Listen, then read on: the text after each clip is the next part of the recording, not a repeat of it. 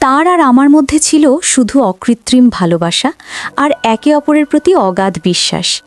অরিজিৎ ছিল আমার ছায়ার মতো, আমি যেখানে যেতাম সেও সেখানেই হাজির। এই সহজ সরল সম্পর্কটা ধীরে ধীরে কখন যেন একটা গভীর মায়ার রূপ নিয়েছিল, তা আমরা দুজনেই বুঝতে পারিনি। একদিন বাড়িতে কেউই ছিল না, সবাই আমাদের এক আত্মীয়ের বাড়িতে গিয়েছিল। বাড়িতে শুধু আমি আর আমার অরিজিৎ ছিলাম। সেদিন রাতে অরিজিৎ যা করলো তাতে আমি স্তব্ধ হয়ে গিয়েছিলাম, কারণ অরিজিৎ তখন বাকিটা গল্পই বলছিল। আশা করি পুরো গল্পটি শুনবেন, অনেক মজা পাবেন। যদি ভালো লাগে তাহলে আমার চ্যানেলটি সাবস্ক্রাইব করার প্রত্যাশা রইল। বন্ধুরা, চলো তাহলে মূল গল্পে যাওয়া যাক। হ্যালো বন্ধুরা, আমি অরিনময়ী সরকার। আমি নদিয়াপুরীর একজন মেয়ে। আজকে আমি তোমাদের যে গল্পটা বলবো সেটা আমার ছোট ভাইকে নিয়ে, আমার জীবনের সবচেয়ে গুরুত্বপূর্ণ একজন মানুষকে নিয়ে। সে সম্পর্কে আমার ছোট ভাই হলেও আমার কাছে সে সব কিছুর ঊর্ধ্বে। আমাদের সম্পর্কটা শুরু থেকেই একটু অন্যরকম ছিল, আর সেই অন্যরকমের মোড়গুলোই আজ তোমাদের সামনে তুলে ধরব। বিশ্বাস করো, এমন এক গভীর সম্পর্ক যা ভালোবাসার সব সংজ্ঞা পাল্টে দিয়েছে।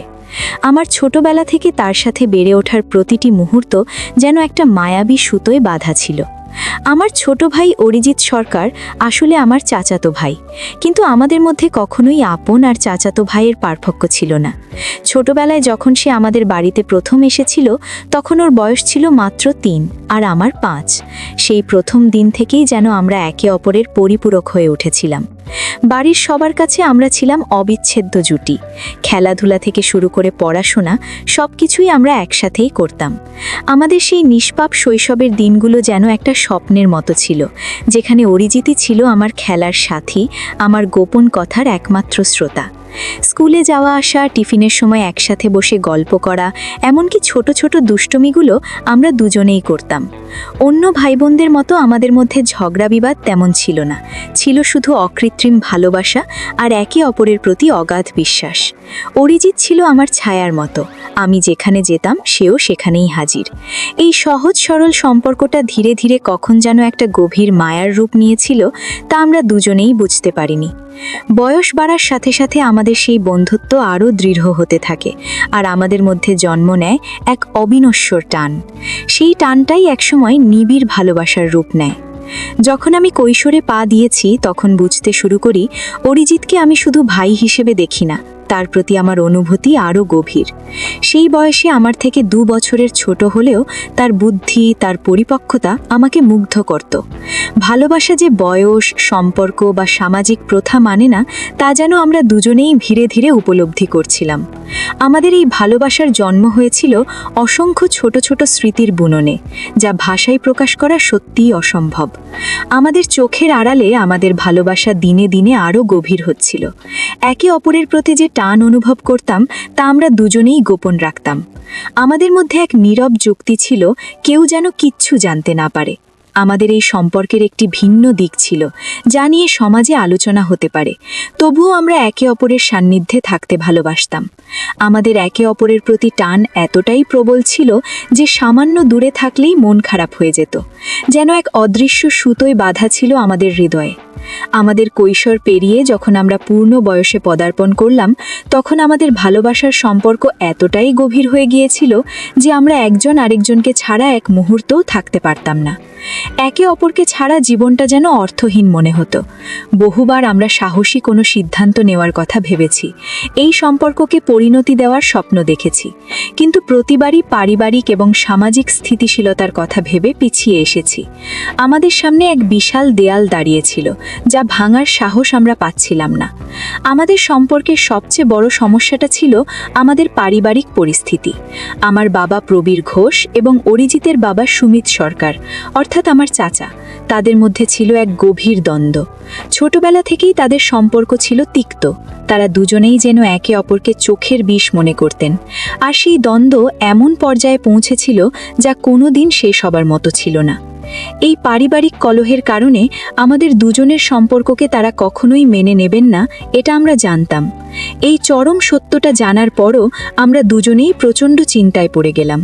আমরা জানতাম আমাদের সম্পর্ক পরিবার কখনো মেনে নেবে না, কারণ তাদের মধ্যেকার সমস্যা এমন পর্যায়ের যার কোনো সমাধান নেই।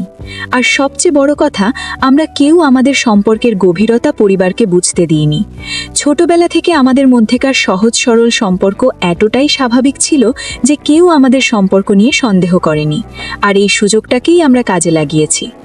এখন আমাদের এমন এক সিদ্ধান্ত নিতে হবে যা হয়তো সবার জন্য কঠিন হবে, কিন্তু আমাদের ভালোবাসার জন্য অপরিহার্য।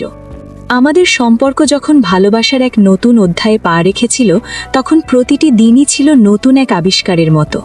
অরিজিৎ আর আমি একে অপরের চোখে চোখ রেখে কত স্বপ্ন দেখতাম, যার প্রতিটি পথে ছিল আমাদের একসাথে থাকার অঙ্গীকার।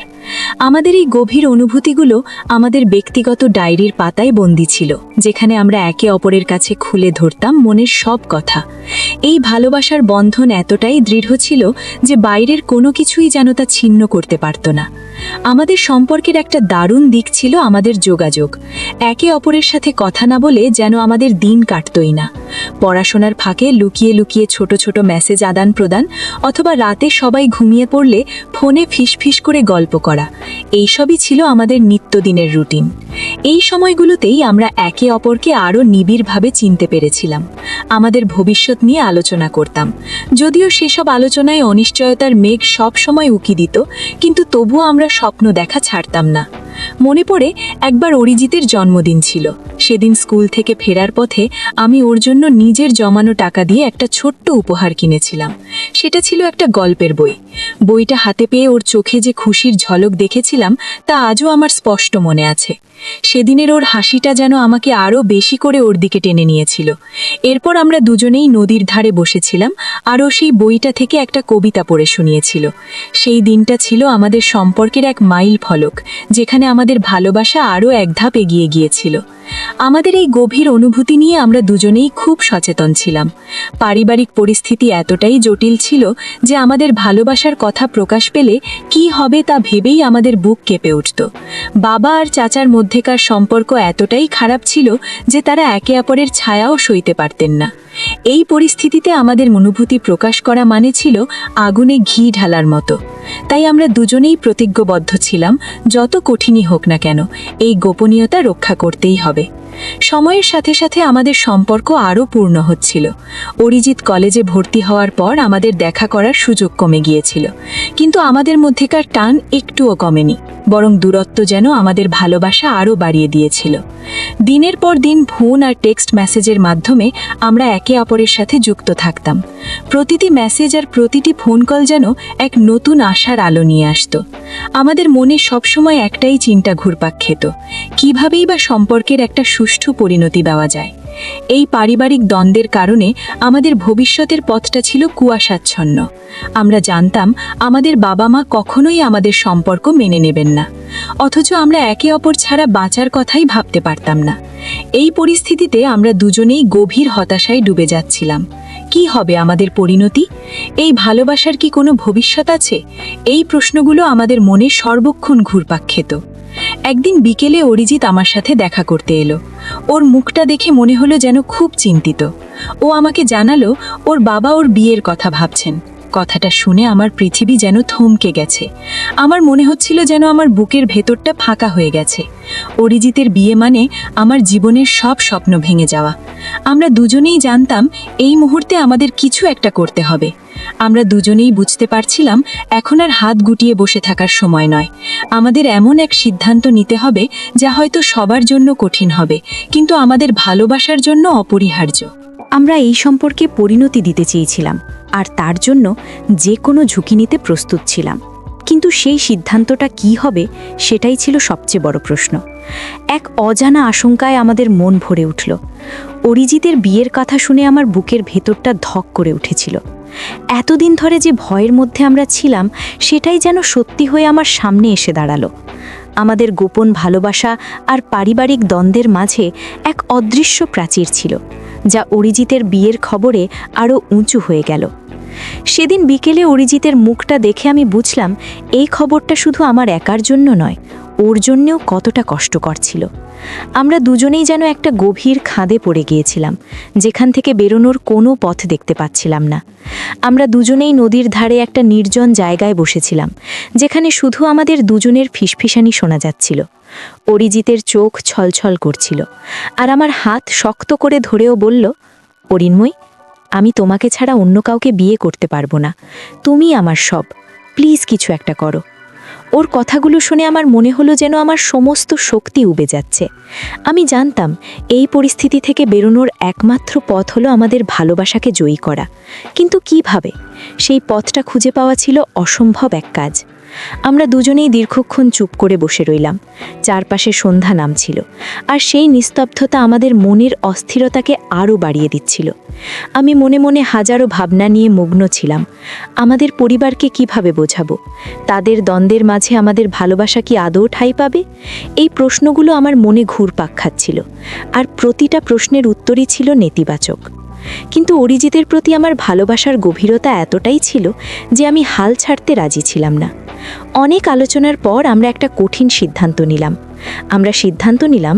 আমাদের ভালোবাসার কথা এবার পরিবারকে জানাতে হবে। আমরা জানতাম এটা খুব ঝুঁকিপূর্ণ হবে, কিন্তু এর বাইরে আর কোনো পথ খোলা ছিল না। অরিজিতের বাবা যখন ওর বিয়ের প্রস্তুতি নিতে শুরু করবেন, তার আগেই আমাদের নিজেদের অবস্থান পরিষ্কার করতে হবে। এই সিদ্ধান্ত নিতে গিয়ে আমাদের দুজনেরই বুক দুরুদুরু করছিল, কারণ আমরা জানতাম এর পরিণতি কী হতে পারে। কিন্তু নিজেদের ভালোবাসার জন্য এই ঝুঁকি নেওয়া ছাড়া আর কোনো উপায় ছিল না। পরের কয়েকটা দিন আমাদের খুব উদ্বেগে কাটল। কিভাবে কঠিন কথাটা বাবা আর চাচাকে বলা যায় তা নিয়ে আমরা অনেক আলোচনা করলাম। অবশেষে আমরা ঠিক করলাম আগে আমার বাবাকে জানাবো, কারণ তিনি কিছুটা হলেও শান্ত প্রকৃতির। একদিন সন্ধ্যায় আমি আর অরিজিৎ বাবাকে আমাদের ভালোবাসার কথা বলার জন্য সাহস সঞ্চয় করলাম। বাবার সামনে বসে আমাদের দুজনেরই হাত পা ঠান্ডা হয়ে যাচ্ছিল, কিন্তু আমরা জানতাম এখন পিছু হটা যাবে না।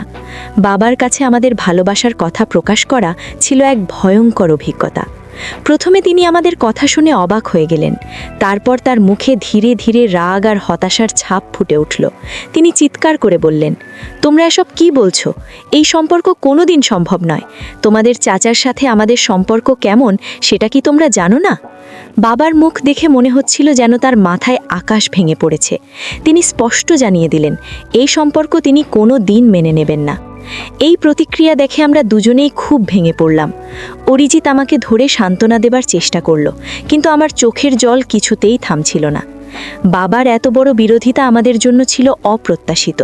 আমরা জানতাম এটা সহজ হবে না, কিন্তু এতটাও কঠিন হবে তা ভাবিনি। আমাদের মনে হলো যেন আমাদের ভালোবাসার উপর বজ্রপাত হয়েছে। কিন্তু এই প্রতিকূলতা সত্ত্বেও আমাদের একে অপরের প্রতি ভালোবাসা আরও গভীর হতে লাগলো, কারণ আমরা বুঝতে পারছিলাম এই সংগ্রামটা এখনই শুরু হয়েছে। বাবার কাছ থেকে এই প্রত্যাখ্যান প্রতিক্রিয়া পাওয়ার পর আমরা দুজনেই দিশাহারা হয়ে গেলাম, কিন্তু হাল ছেড়লে চলবে না।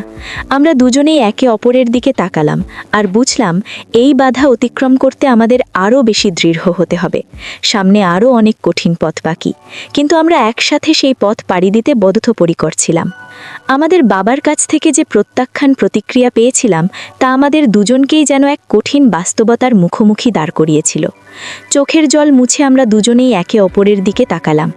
অরিজিৎ আমার হাত ধরে বলল, অরিন্ময়ী, আমরা জানতাম এটা সহজ হবে না, কিন্তু আমরা হার মানলে চলবে না। ওর কথাগুলো আমাকে নতুন করে শক্তি জোগালো। আমরা বুঝতে পারছিলাম এই যুদ্ধটা দীর্ঘ হবে, কিন্তু আমরা প্রস্তুত ছিলাম। আমাদের প্রথম ধাপ ছিল বাবাকে বোঝানো।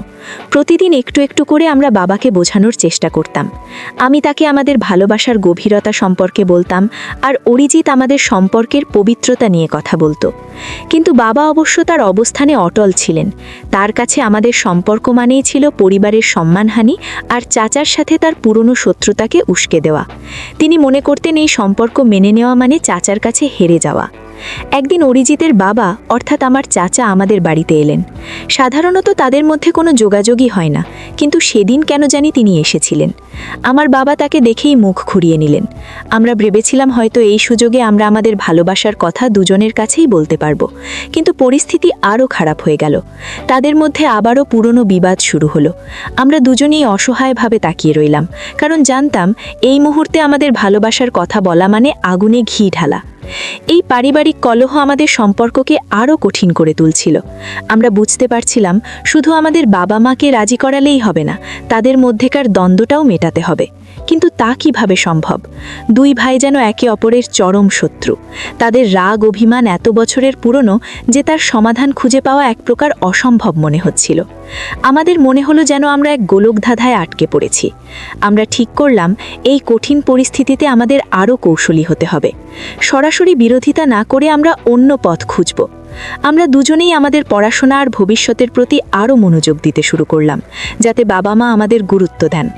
আমরা দেখাতে চাইছিলাম যে আমাদের ভালোবাসা কোনো ছেলে খেলা নয়, বরং এর পেছনে রয়েছে এক পরিমক্ষ চিন্তা আর দায়িত্ববোধ। আমরা বিশ্বাস করতাম একসময় হয়তো তারা আমাদের ভালোবাসার গভীরতাটা বুঝতে পারবেন। কিন্তু দিনের পর দিন যাচ্ছিল আর পরিস্থিতি আরও জটিল হচ্ছিল। অরিজিতের বাবা তার বিয়ের জন্য মেয়ে দেখা শুরু করে দিয়েছিলেন।